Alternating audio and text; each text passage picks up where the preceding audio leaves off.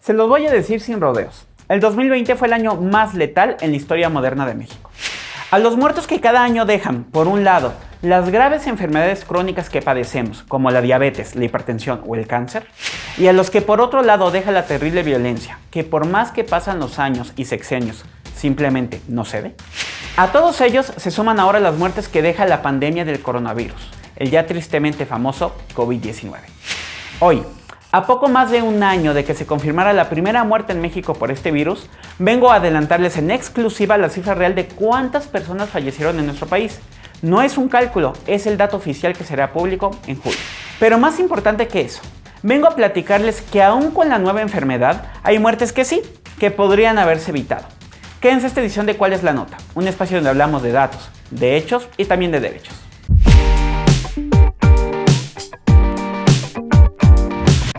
Va el dato duro y sin rodeos.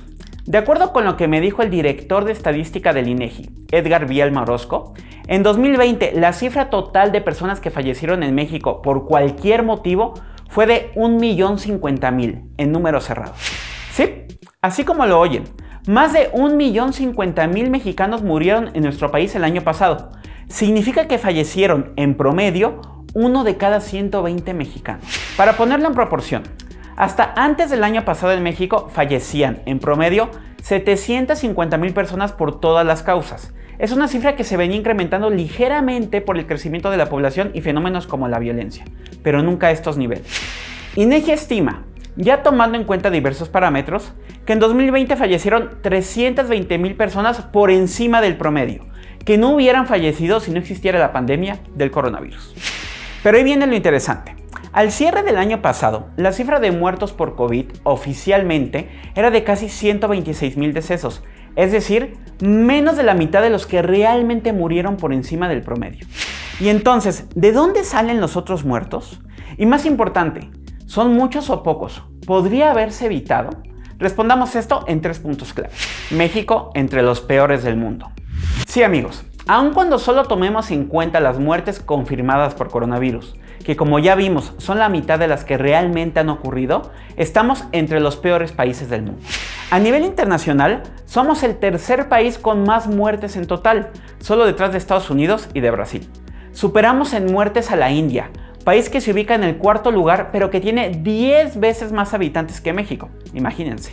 Si nos comparamos por tasas, es decir, ¿cuántos muertos hay por cada 100.000 habitantes? Nos ubicamos entre los 15 países con la mayor tasa de muertes en el planeta.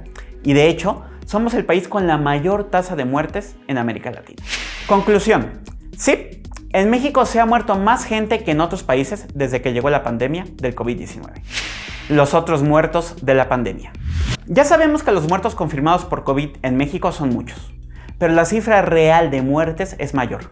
Si recuerdan, el 2020 cerró con 320.000 defunciones más arriba del promedio, pero solo 126.000 por COVID. Entonces, ¿qué pasó?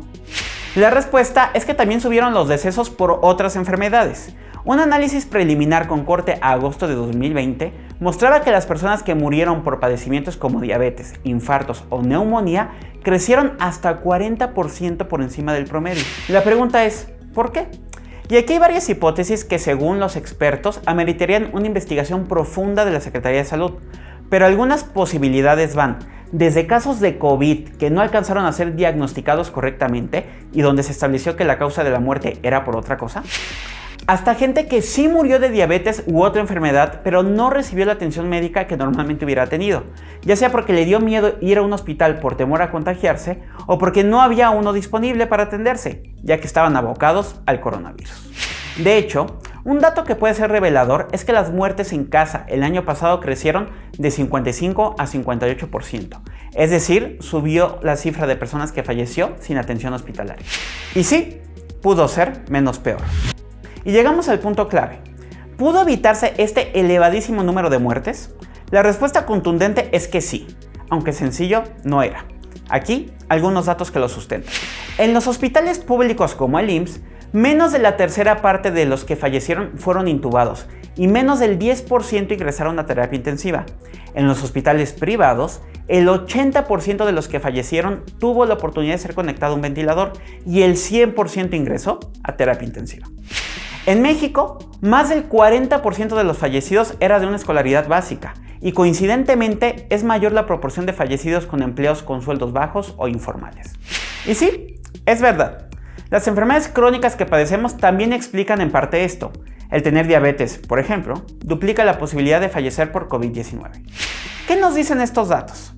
Que en México los problemas estructurales que padecemos, como la pobreza, han agudizado el impacto de la pandemia.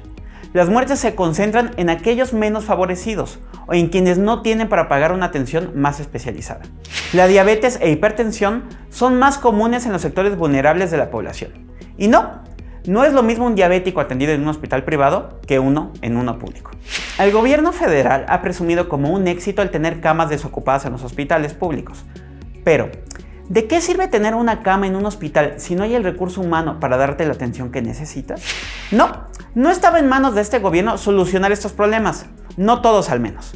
Pero ojalá que se reconozcan y haya un diagnóstico serio para corregir el camino, que un año con 1 millón de muertes después sirva para algo. Porque como dijo el investigador Héctor Hernández Bringas en un extenso análisis sobre estos datos oficiales, la pandemia vino a recordarnos que sí, que la pobreza mata. Con esto llegamos al final de esta edición de ¿Cuál es la nota? No olviden compartir y darle like al video si les gustó y estar atentos a todas las sorpresas de Ruido en la Red. Hasta la próxima.